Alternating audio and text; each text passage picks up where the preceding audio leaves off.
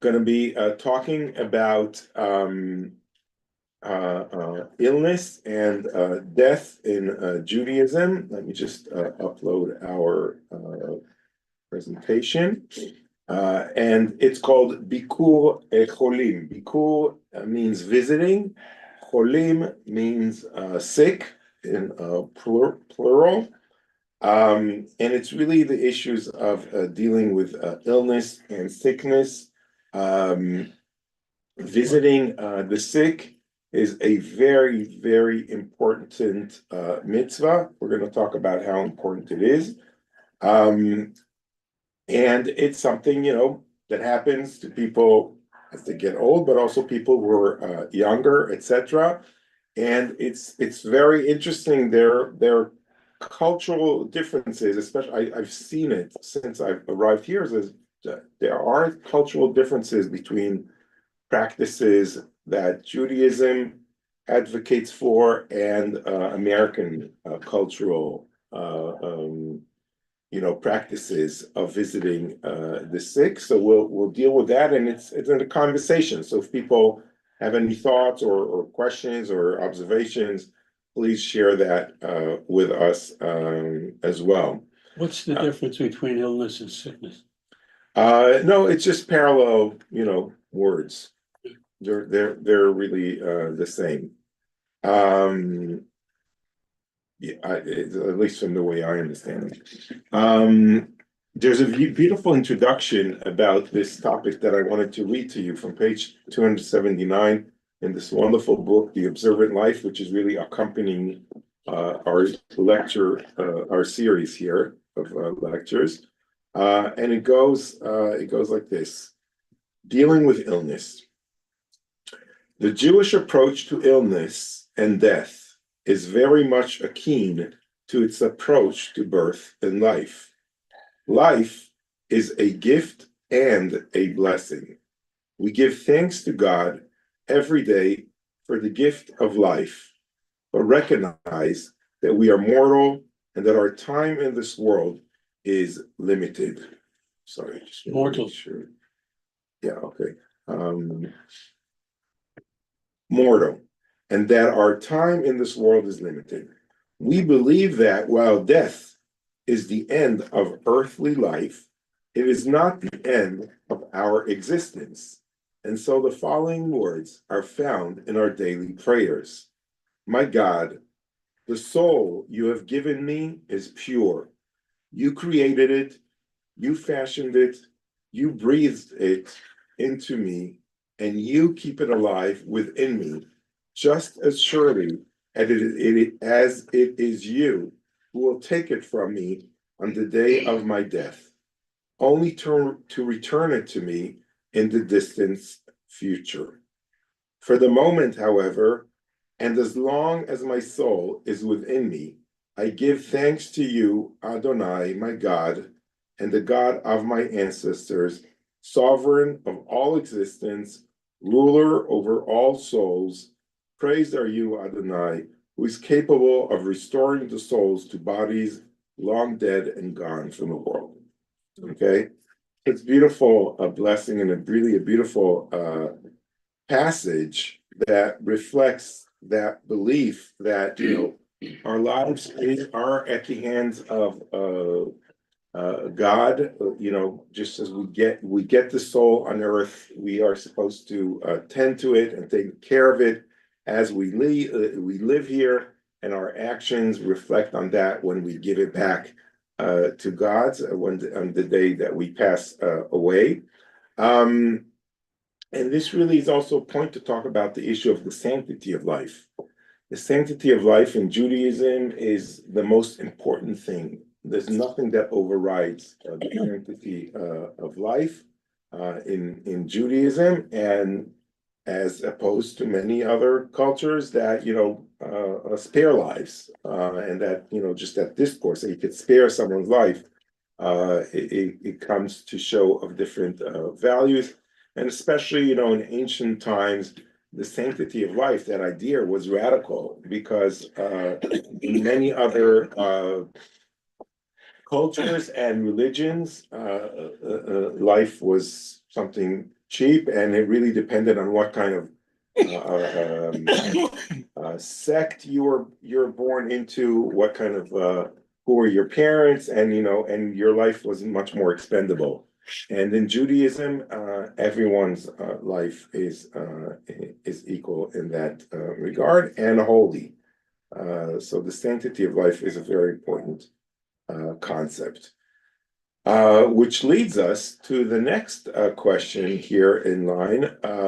Can one heal a sick person? Okay, which sounds like a weird question, right? But we know that there are some beliefs, even I've heard of too many people here in America that go by a religious belief that if you get sick, you don't do anything. God will heal you. You don't go to hospitals. You don't take care of yourselves. I think there's like a certain stream that talks about that. And but in Judaism, you are obligated to take care of a person at any cost. You have to give them the best treatment possible. And if one is sick, you have to go to the best doctors. You have to use your funds, etc., to take care of them, and it's a moral obligation. It's like a mitzvah. It's not like a policy or something like that. It's something that you have to do, and that ethos is very deep and rooted in the Jewish tradition. Okay, there's and one of the concepts is that comes from the verse in Leviticus, "V'chai b'hem," which means that we shall live in them. And that verse comes in the contents of God has given us the commandments, so we will live we will live with them. Okay, so making sure people are alive so they could be in this world and keep on doing God's work is the essence also of that concept that human beings are sacred, and the rabbis say that they should live in them and not should die in them. Okay, so we need to do everything that we could do to preserve life. Which brings us to the next question about what about healing people on Shabbat? Okay, on Shabbat, if you heal a person, you might be violating Shabbat. Okay, if you have to have warm water for an operation or something like that, it means you have to start a fire, you have to boil the water. You might have to get on your horse or donkey to go from one place to the other, or in today's world, if you're a doctor, you have to be driving on Shabbat or things of that sort. And there's a very strong concept of pikuach nefesh, doche Shabbat, which means sustaining one's life, okay, puts aside the Sabbath, okay? So if I'm a doctor, or even if I'm not a doctor, if I'm someone who's able to save someone's life, okay, Shabbat is sort of like put aside for a moment, and I would do everything in my ability to help that person heal. So if I'm a nurse, I could, be driven to the hospital. If I'm a doctor, or even if I'm not, if I'm the person who could save someone else's life, and so Shabbat is put aside, and that's a very important principle. And any questions about that? Any questions about that? Okay. The next thing, okay, I wanted to talk about is I have a question, Rabbi. Sorry. yes. What if it's not save their life, but save them from breaking their leg or who knows what, something like that? They're about to fall and you have to do something. That's a very good question. So the overall ruling is that it goes both ways. Is you don't just do treating people on Shabbat if it's something that's treatable the following day. Okay, so if I could have a doctor's appointment on a weekday, I wouldn't do it on Shabbat. However, we don't take the role of the doctor. So if there's a doubt if this is life-threatening or this is something that could lead to something that's life-threatening, if someone breaks their leg, okay, they'll live if we wait till after Shabbat to take care of them, but we don't really know. There might be complications. There might be other problems. This could deteriorate, and later on, even a year or two later, could, just that delaying giving care to someone could delay their healing process and hurt their longevity. Right, that's the right word. Longevity, yeah. Longevity. So we don't take chances. So we would rush into the hospital and take care of them, even though it's clear that it's not life-threatening. Okay, so that was a very good question. Thank you for asking that. Okay. Well, you can't let somebody lying on the ground or down a slope if they've broken their leg. You got to do something about it. Yeah, you got to get a chopper. You got to call. You got to do you violate Shabbat on every aspect to get them, safe in any way possible. Okay. Okay. The next is what happens when someone is a terminally ill patient?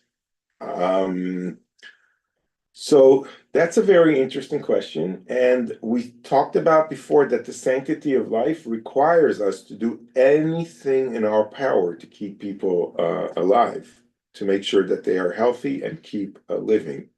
However, if someone's terminally ill, they might not wish to continue living. And they also might say, like, we've had it, like, let us go. They might be suffering in pain because we are trying to keep them alive at any cost. So is there a conflict here in Judaism between that? And it might seem like a more modern question to us, but it is a question that the rabbis in the times of the Talmud were already asked. Do we do anything in our power, even if someone is on a deathbed and they're really suffering in that sense? So there's a difference between being active or being passive in that regard. And it's very similar, I think, to what the practice is in Western medicine today. Is like we don't actively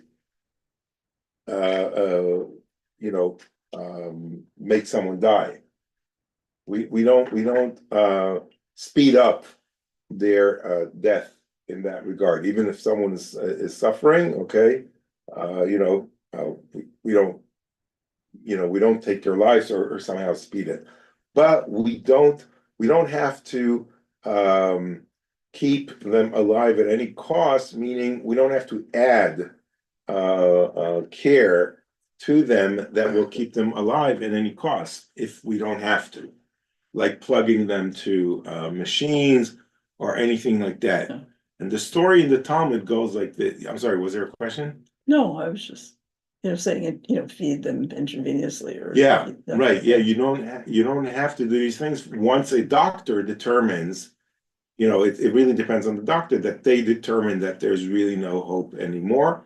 And some people also consult with a rabbi, like people who are more pious in that regard. And the rabbi, usually they're good about that and understand this issue.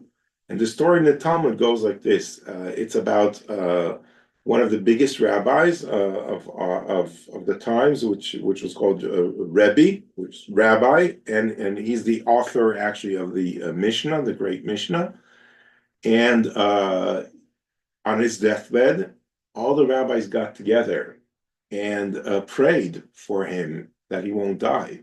And their prayers were so strong and successful that the gates of heaven sort of like closed up and they kept him alive. Like, like the death angel of death was like there to take him back up. And the rabbis prayed so hard so he was kept alive. But he was suffering. He had a terrible illness and he was really suffering and he was in great pain. And they were like debating, should we stop or not, etc. And the majority of them said, no, we have to keep him alive, etc., etc. And the Talmud says, it's so beautiful. His maid, okay, who was attending to his needs and helping him out, she saw him. She was in the room and she saw how much he was suffering. So she took a huge jar of clay, okay, and went to the roof and threw it off from the roof, and it went down and shattered into pieces and made a large noise. And the rabbis stopped praying and went out to see like what's going on. And at that moment, his soul went up to heaven. Wow. Okay, and that was like sort of like the message of the story is, it's okay sometimes to let go in that sense. So in today's halacha, like when rabbis come to decide about this issue, they constantly use this beautiful story as a reminder. You don't have to keep people alive at any cost. I have two stories. Uh-huh. The first was my father, who was suffering from multiple strokes, and there was no way to recover him. He was awake and alive, and I told him, if you want, you can let go, because there's no way to get you out of the hospital. And then the other story is my brother-in-law, who had MS, refused to take dialysis anymore. And he asked me, "You're smart. You tell me what we can do to keep me alive. I don't want to die." But I said the only way to do that, he stopped the dialysis. He would not take the dialysis anymore. He couldn't take the pain, and he just, his whole life was just in bed and dialysis. And he asked me if I could do anything. I said, no, the doctors have told you, if you want to stay alive the way you are, you need to go back on dialysis. Yeah. And he said no. And a day later, he was passed. Wow. Okay, so that really, brings us to the more modern questions of what do we do with a DNR? You know what a DNR is? Did not resuscitate. Do not resuscitate. That people sign that, and the question again is like, if I'm an observant Jew and I want to follow, the halacha, the Jewish law, what do I do with that? And also a living will, which is also very similar, and it's actually available on the Rabbinical Rabbinical Assembly website, where you could download like one that's compatible with Jewish law, and you fill it up and you submit it to your doctors, and they will honor it because it's written in the proper legal form, but it's also written in the proper Jewish way as well. I'll be happy to give you a copy if you want. And basically, that's the principle that we honor. Judaism is okay with that and encourages that as well. There are more current questions which I'm not exactly familiar with. I'm not an expert on, but some of the Jewish ethicists are dealing with those questions as well. For example, like in Switzerland already, that you could go and it's assisted Suicide. Assisted They come in and give you a shot. They give you a shot, right? Can you do that? So these are other questions. In this book, actually, the reason I like this book is because it's it also really talks about very modern and current issues. So for example, this issue is dealt with medical ethics. There's a whole chapter on medical ethics on page 751, written by Avram Israel Reisner, who's a great rabbi, and he talks about, you know, the right to seek healing, pharmacology, surgery, legitimate risk, organ transplants, animal and human experimentation, the obligation of healthcare, childbearing and contraception, infertility, abortion, treatment of the terminally ill, palliative care, euthanasia and the right to die, cloning and stem cells. So it's like really is like very current on these issues, which are all, you know, have to do with medicine and illness. That's not the scope. I mean, that maybe one day we'll do a lesson about that in a few years from now. But I just wanted you to be aware that these questions are all being addressed by Jewish law these days, which is fascinating, right? You know, like an ancient religion that is still so current in dealing with these issues on a day-to-day basis. Yes. I have a story and a question. Uh-huh. The story was my father, who was raised Orthodox Jew and Syphilin and the whole thing, needed a heart surgery, a valve replacement. And it was probably 30 years ago because he's been gone for a while. And they used a pig valve. Right. And I'm just wondering if that was ever addressed Oh, because yeah. it really bothered him, but on the other hand, it gave him another 20 years of life. Yeah, that was a big question back then, and the answer is a definite yes. You could definitely use that, and it was addressed by the rabbis for two reasons. First of all, going back to the first principle that I spoke about, the sanctity of life, and that overrides, okay, the other mitzvot. And second of all, you're not supposed to eat a pig. Right. It doesn't mean you can't It use it doesn't for mean you other. can't have one in your heart. Yeah, Okay. exactly. The next Right. question is the popularity, so to speak, of hospice. Uh-huh. And I have a friend whose husband recently had Parkinson's, but he also had an anemia that put him in the hospital twice a week Mm, for blood transplants, etc. And he decided he didn't want to live anymore.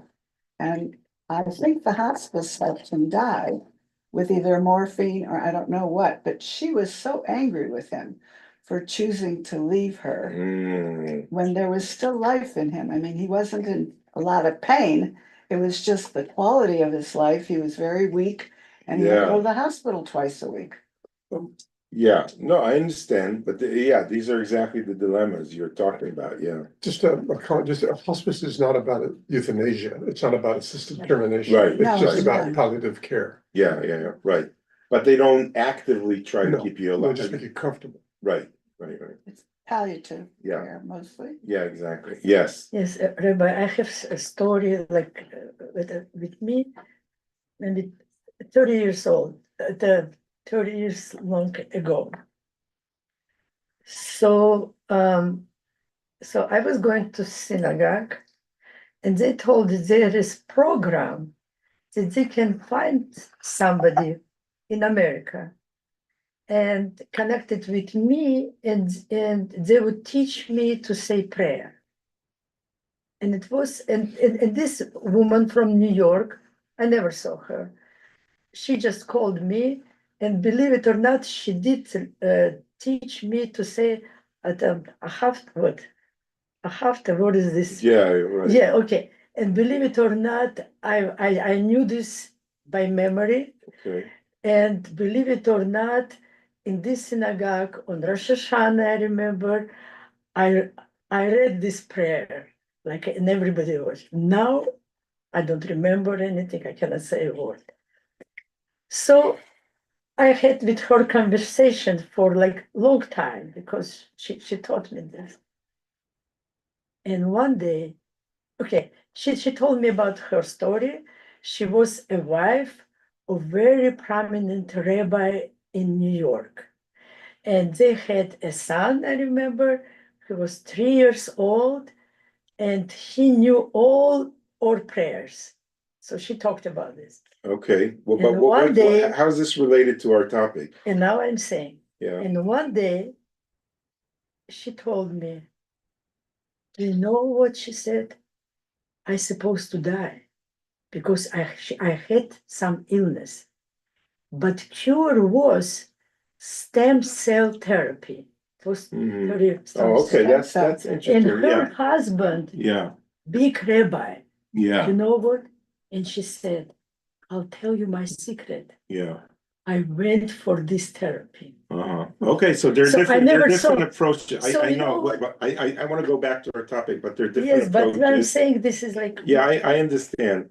So I want to talk about the mitzvah of Bikur Cholim, okay? And when you visit the sick people, okay, there is a belief that you are taking 1 out of the 60 of their illness, okay?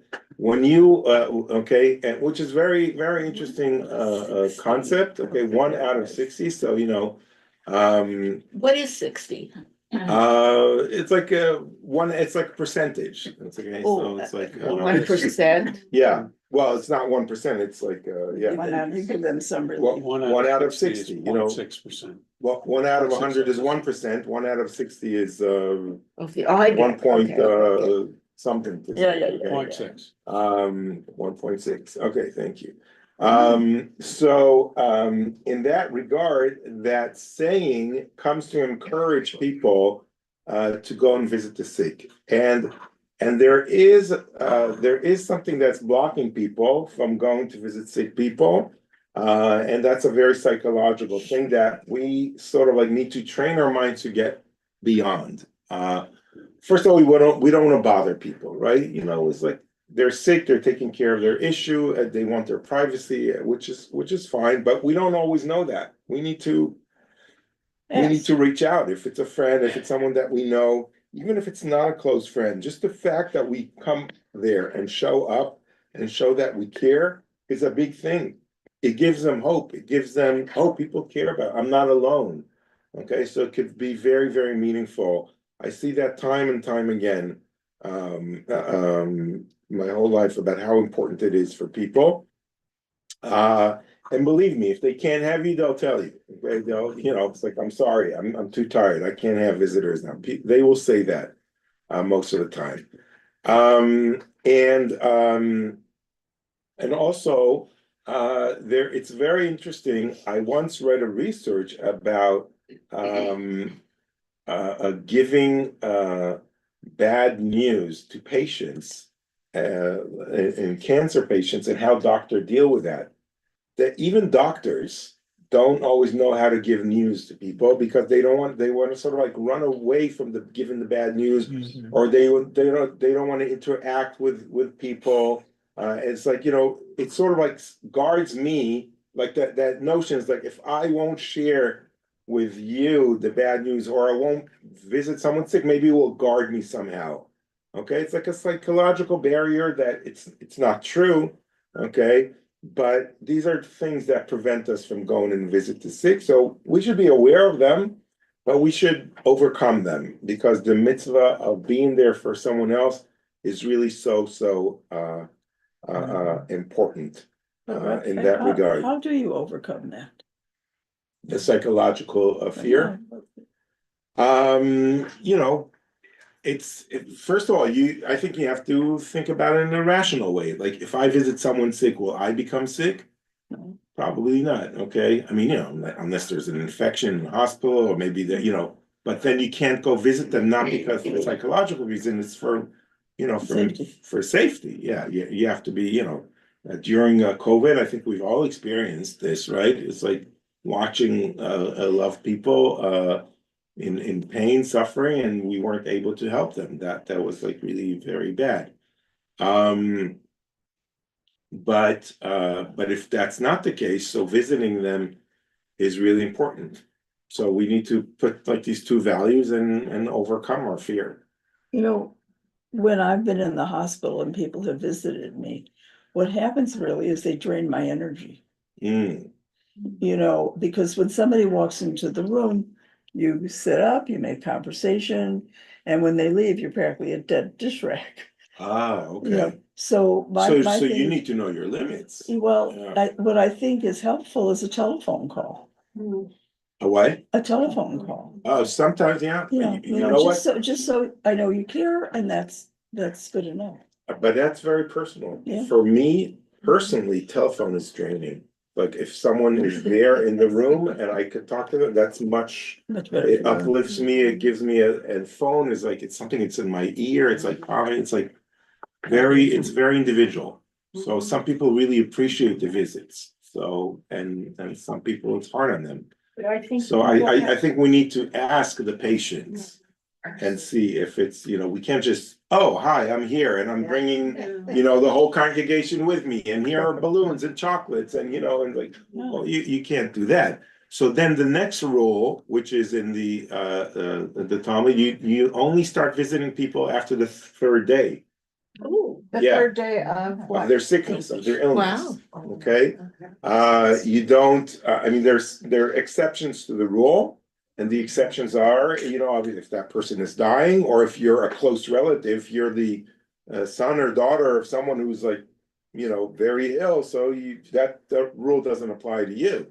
But if you're a visitor, the average visitor, a friend or something like that, so usually don't come after 3 days. And that's really before, yeah. That's really for people to understand and accept that their illness and sort of like, deal with it in their own way.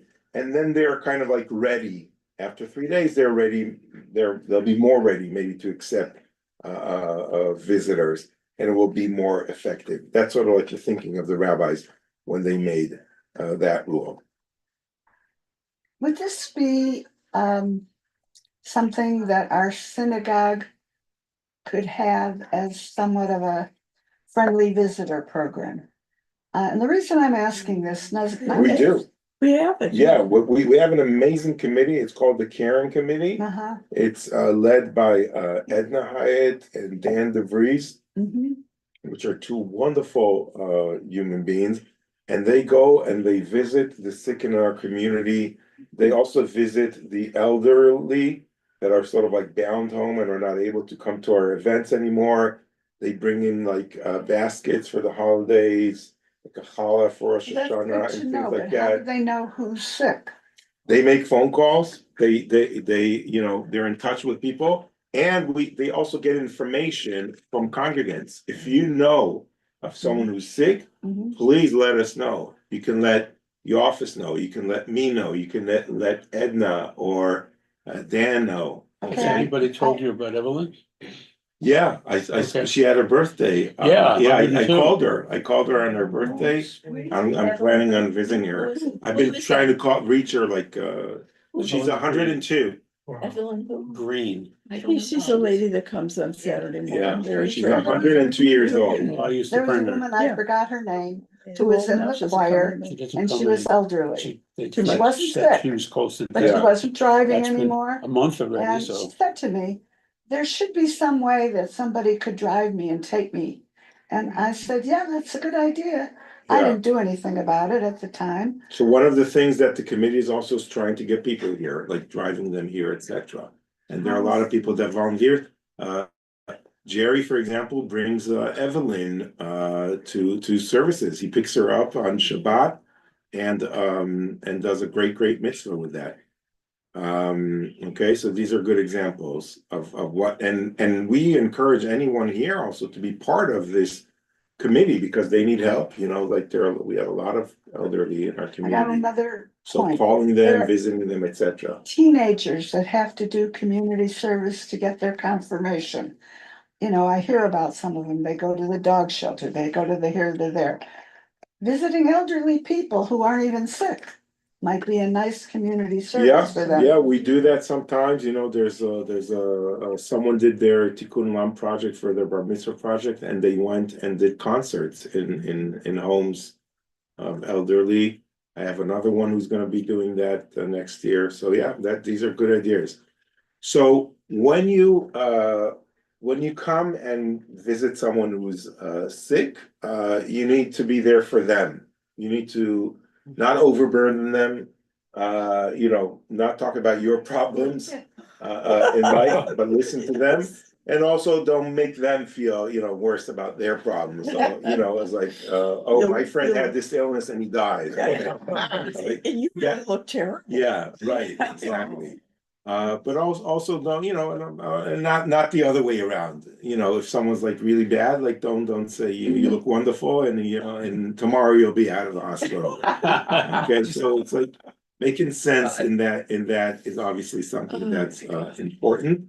You could recite a Mishabera prayer with them. Okay, I'm sorry, I just want to get a prayer book from here. Okay, it's also on, on every website, and you can, I'll be happy to make a copy for you when you go visit someone who's ill. And there's a traditional prayer. It's on page 173. I'll read it in English. Okay. May the one who blessed our ancestors, Abraham, Isaac, and Jacob, Sarah, Rebecca, Rachel, and Leah, bring blessing and healing to, and here you say the name of the person who is ill. Okay. You could say the blessing for someone who's not Jewish also.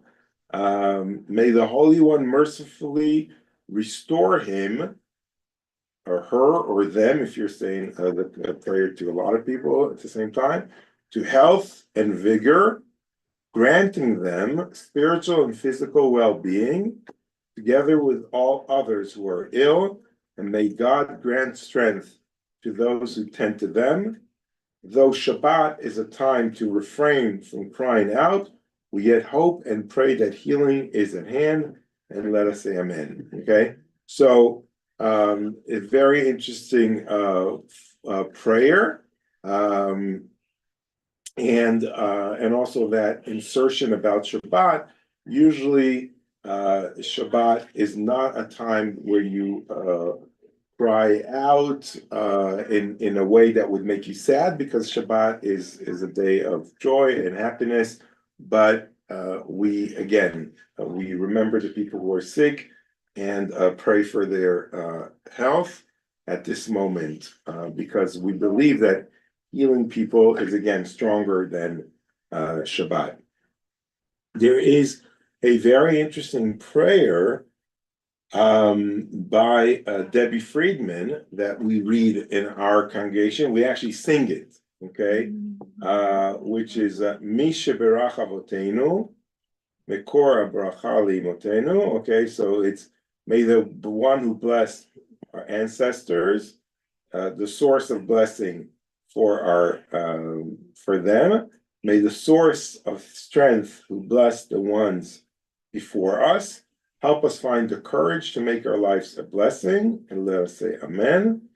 And then again, bless those in need of healing with refuah shlema. Refuah shlema means speedy recovery or full recovery.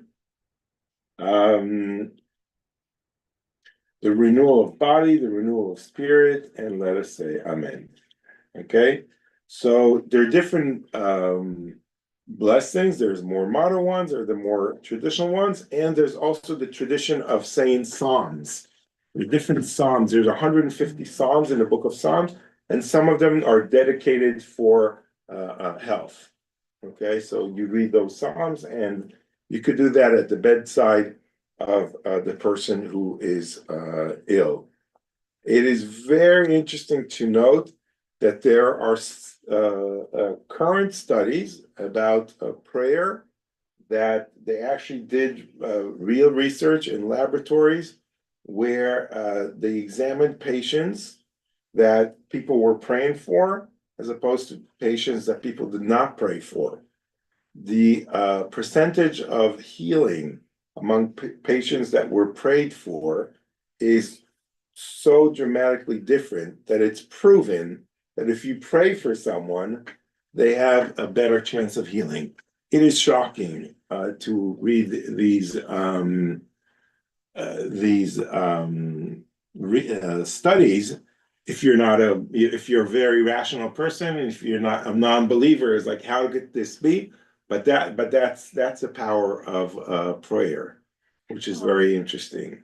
Do you have to know the sick person or strangers can pray for you too? No, I don't think they examine They strangers. they I have think prayer yeah. circles, Yeah. you know, people that just get together and pray. What was there a question, George? Oh, just a comment, you know, there's Yeah. a kind of a generalized concept too, kind of an expansion of what you just said, and that is that monks, you know, who dedicate their life to a closed environment, cloistered nuns, you know, who reside in an environment and all they do is pray. There's a concept that prayer adds to a balance in the universe, you know, that there's a real practical benefit to humanity that Yeah. comes from the efforts of these individuals. Okay, beautiful. Robert, what about curse? So it means if somebody curse the same thing? Yeah. This You're is not what they supposed to say. do that. Yeah. Yeah, That's can I very also add, Rabbi, can I add something? Also, the Jews that study in the Kollel, you know, there's also supposed to add to the safety of the world and the superior spirituality of the world. right. There is that phenomenon as well. Okay, what happens when death is imminent and it's very clear that the person is dying? Is there are ceremonies in Judaism where first of all it is customary to recite the Shema with a dying person. So, you know, if they're not capable of doing it themselves, you would help them do that, maybe cover their eyes and recite the Shema prayer, which is like the main traditional prayer. And there are stories of many rabbis that as they left this world, they recited the Shema prayer from Deuteronomy. Then there's also the Vidui prayer. The Vidui is the confession, and that's the confession that you say when you leave this world as well. There's actually a rabbi's manual I have in my car, and if ever I'm called for an emergency.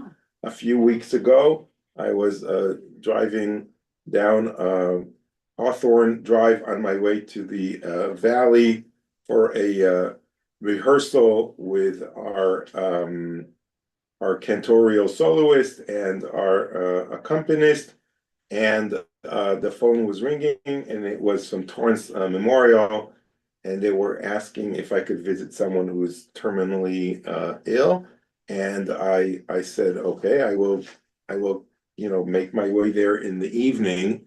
If that's okay.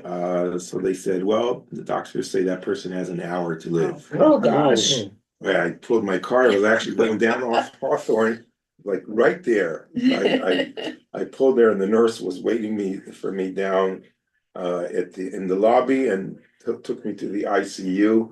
And we said, those prayers. The family was very appreciative of that, and it was like really, I could have been already in the valley. Not much I could have done, but that was like really a coincidence, a great coincidence. The confession prayer is either recited by the individual, or if they can't say that, by a family member or the rabbi. And it's very interesting to see what it is.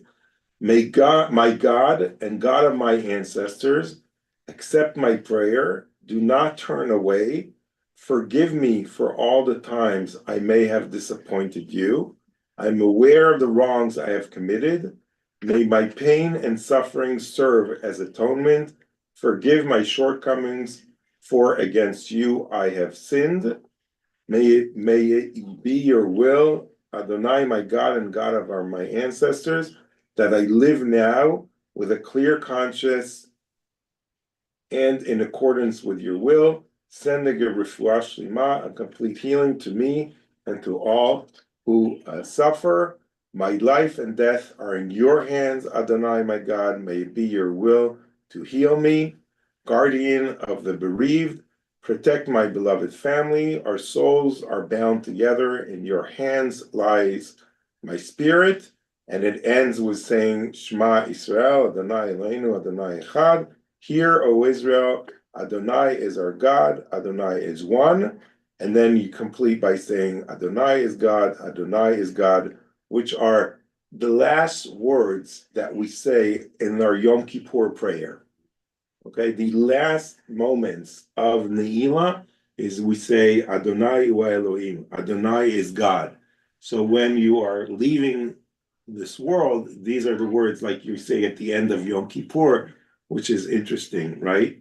And the rabbi would recite, Adonai, our God and God of our ancestors, we acknowledge that all life is in your hands. May it be your will to send healing to, and then you say the person's name.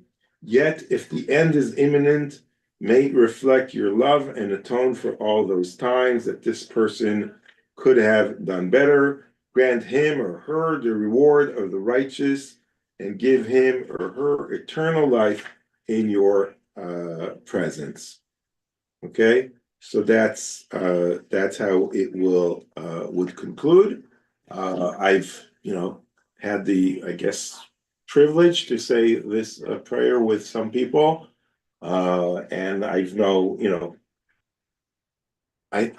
spoke to the families afterwards, and it helps the families in that regard when they are seeking things. I also always try to encourage them to sing Jewish songs at the deathbed, and they are shocked to see the response of the person who is dying. If you sing a familiar song from the synagogue, something that someone grew up with, you start singing like this Shema Israel, or you start singing like Ose Shalom, you start seeing the person moving. You start that they are listening, they are there, and it really helps them heal, or even if as they're parting the world, you see that it's helping them, and also their family brings them together. So a lot of times we use our mouth, we talk and talk, but sometimes like just the singing helps soothe it and comfort the person. And it could be any song that would help them, but I bring the Jewish aspect, so I bring that. Where did the concept of heaven come from? The concept of heaven comes from if you go up to heaven or to hell or something like that. It's just that, my father asked me before he passed away, and he wasn't terminal, but he was 94 and he had fallen and he was in the hospital. Yeah. What's going to happen to me? Where am I going to go? And I said, you'll be with God. But I didn't know, I know that Christians talk a lot about heaven. I don't hear the word heaven too much in the synagogue. I know the spirit will stay with us. So in Judaism, it's not so much a question of are you going to heaven or not. It's more about being with God. That's what you said before. That's what it is, and we're going to talk about that when we talk about next week. We're going to start talking about death and where does the body go, and the different laws about burial and Jewish burial, etc. So we'll talk more about that next week. Did you want to say anything?